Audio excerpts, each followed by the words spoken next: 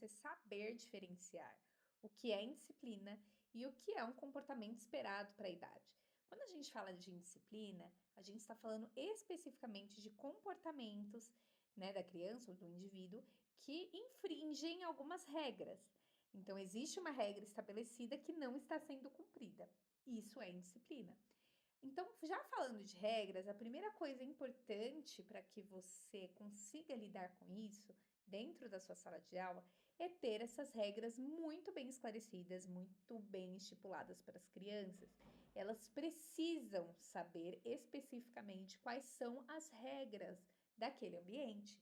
Muitas vezes a gente pressupõe que a criança sabe, mas todas as vezes, na verdade, não só muitas, em todas as vezes, principalmente quando se trata de criança, o óbvio precisa ser dito, precisa ser direcionado. Eu tenho o hábito de conversar com os meus alunos mais de uma vez, né? Mas logo no início do ano, e eu converso o ano inteiro com eles sobre isso.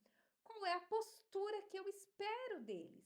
Eu não falo somente aquilo que não pode ser feito. Isso acontece também. Eu tenho lá minha constituição de classe, onde a gente define as regras e os combinados da sala de aula, mas eu também direciono eles a respeito do comportamento que eu espero que eles tenham. Eu não falo só o que não pode fazer, eu falo o que precisa ser feito.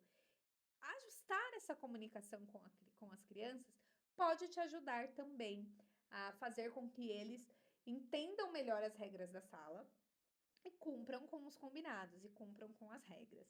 Então, essa é a primeira forma. Outra coisa importante é, além das crianças saberem essa regra vai precisar ser, essas regras, né, serão reforçadas praticamente todos os dias, né, diariamente. Então, você pode ler e reler a Constituição de classe, ou as regras e combinados, ou o estatuto social da turma, não sei como você chama aí, com a sua turma. Eu chamo a minha de Constituição de classe, eu faço as regras e as leis da sala de aula. É você ler, né, periodicamente aí, de tempos em tempos, essas regras, esses combinados para que eles lembrem. Fazer ajustes, né? Eu falo, vamos fazer a nossa DR. Fazer ajustes no comportamento também é importante, ressaltando o que você espera que eles façam. Tendo isso, já é um bom mecanismo para você conseguir lidar com esses comportamentos. Outra coisa que eu gosto de trazer para as turmas é quando a gente tem ali alguns ajustes para ser feito em relação à disciplina, é fazer eles identificarem o porquê daquela regra, né? Por que que não pode fazer aquilo? O que que aquilo quais são as consequências que aquela atitude pode trazer? Porque muitas vezes elas ainda não têm essa construção de pensamento, elas não têm essa percepção, né? Então, eu costumo muito falar com os meus alunos, por exemplo, e que quando eles têm hábito de brincar de lutinha, eu falo para eles: poxa, eu não sei diferenciar quando vocês estão brigando e quando vocês estão brigando. Então, eu preciso que vocês me ajudem a entender isso, não fazendo esse tipo de coisa. Segunda coisa que eu falo bastante para eles: a partir do momento que você brinca com o seu colega de colocar a mão, né, de você brincar de lutinha, de um pegar no outro, você autoriza o seu amigo a fazer o mesmo com você. E ele fazendo o mesmo com você, você não sabe se ele vai te devolver na mesma proporção, em menor proporção ou em maior proporção. E aí você vai precisar aceitar o que vier, né? Muitas vezes eu falo dessa forma com eles, dessa forma clara, justamente para que eles percebam mesmo que existem alguns comportamentos, algumas posturas que podem causar prejuízos. Então eu falo muito para eles, galera, o meu papel aqui, além de ensiná-los, é também de proteger vocês. Então, toda vez que eu oriento vocês, que eu falo, olha, não é para fazer isso, não é só porque eu sou chata. Você pode até achar que eu sou chata, e pode ser que eu até seja chata mesmo. Mas não é só por isso. É porque este comportamento pode ocasionar o quê? E aí eu faço eles pensarem. Vamos colaborar aqui. Quando você está correndo na sala, quando você está brincando de lutinha com um amigo, o que pode acontecer? Ah, pode cair. Eles vão levantando hipóteses. Pode cair, pode machucar. Eu falei, exatamente. Então, eu antecipo as situações e evito que elas aconteçam. É por isso que eu direciono vocês para não fazerem isso. Se, por exemplo, eu estiver explicando a matéria e vocês estão conversando, estão andando, estão falando, não estão prestando atenção, qual vai ser a consequência disso? Não vai aprender.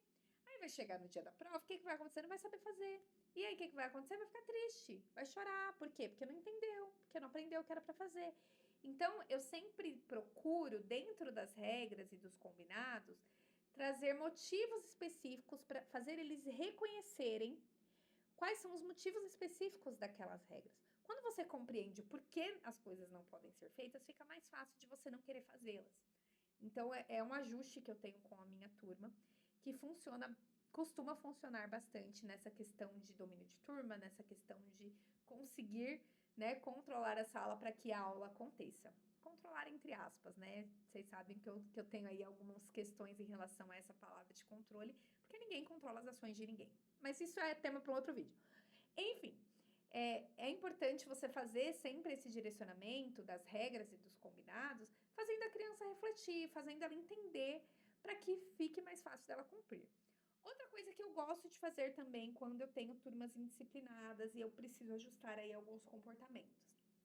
Além dessas estratégias que eu já compartilhei aqui, dessas maneiras de abordagem também que eu já compartilhei aqui, eu trago para a roda de conversa alguns assuntos específicos, alguns comportamentos, algumas posturas específicas que precisam ser ajustadas. Então, eu vou trazer isso a partir de um livro, vou escolher um livro que depois a gente consiga ter essa reflexão com eles. Ou eu trago dinâmicas para a sala de aula, em que a gente consiga, no final, refletir sobre esses comportamentos. Eu tive turmas que eu tinha muito problema da tratativa entre eles, né? Do desrespeito entre eles, a maneira de falar um com os outros. Então, eu fiz uma dinâmica que foi muito interessante, que eu trouxe para eles a foto de uma criança, podia até ter impresso, né? Mas eu só lembrei disso agora. Eu trouxe para eles a foto de uma criança e trouxe várias palavras que eles usavam.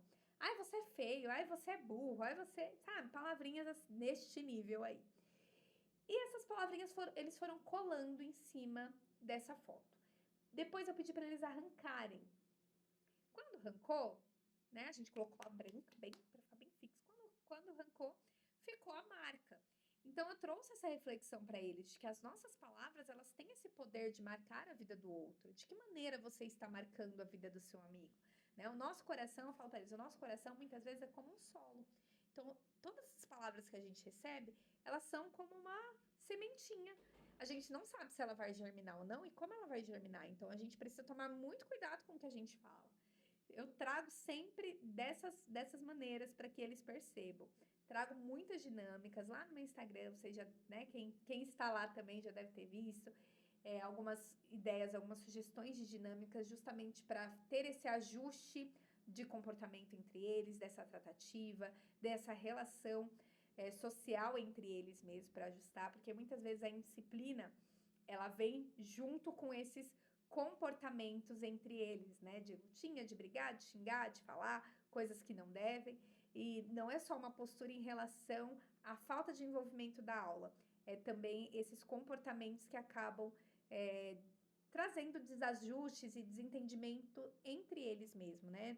Comportamentos desrespeitosos um para com os outros, ou às vezes até para com os professores e funcionários.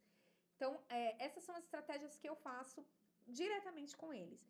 E, obviamente, né, comunico os responsáveis. Sempre.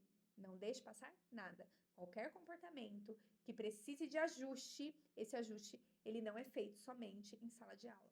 Ele precisa ser feito também com a família. Quando eu pontuo a primeira vez que aconteceu, nem sempre. Às vezes eu converso, tento ali trazer de maneira estratégica para que a criança tenha um tempo de evoluir, de ajustar. Se eu percebo que não está ajustando, eu comunico à família. Sempre, sempre comunico. Vou pontuando por quê? Uma coisa que as crianças, elas precisam entender, que muitas vezes elas não compreendem, é que elas acham que o que elas fazem em sala de aula, o que elas fazem na escola, a família não fica sabendo, né? A família não vai saber que o que acontece ali não é passado para elas. E muitas vezes é aí que a gente pega, né, eles. Eles precisam entender que sim, o que acontece em sala de aula, as famílias serão notificadas, as famílias saberão, porque nós somos uma equipe. Não tem como falar da educação das crianças e separar isso, né? O que acontece na escola não é da conta da família. Com certeza é. e precisa ser notificado, precisa ser ajustado e a família precisa ser parceira nesse sentido para que a gente consiga ajustar. Então, eu faço as minhas estratégias em sala de aula, a maioria compartilhei aqui, até em relação à abordagem. Faço dinâmicas, trago livros, trago reflexão para as crianças, oportunizo ali regras claras, combinados claros para que elas entendam, oportunizo, né, a possibilidade da compreensão das crianças em relação a essas regras. Faço dinâmicas que a gente consiga dialogar, que a gente consiga conversar sobre, mas também notifico as famílias. É importante que as famílias saibam o que está acontecendo. Se não resolver, né, com um comunicado, convoco a família na escola, porque muitas vezes o comportamento ele interfere no pedagógico. Se não interfere no pedagógico daquela criança de maneira específica, acaba atrapalhando o desenvolvimento de uma outra criança que tem um pouco mais de dificuldade. Então, eu preciso sempre fazer esses ajustes com eles. E é dessa forma que eu faço, é dessa forma que costuma funcionar para mim.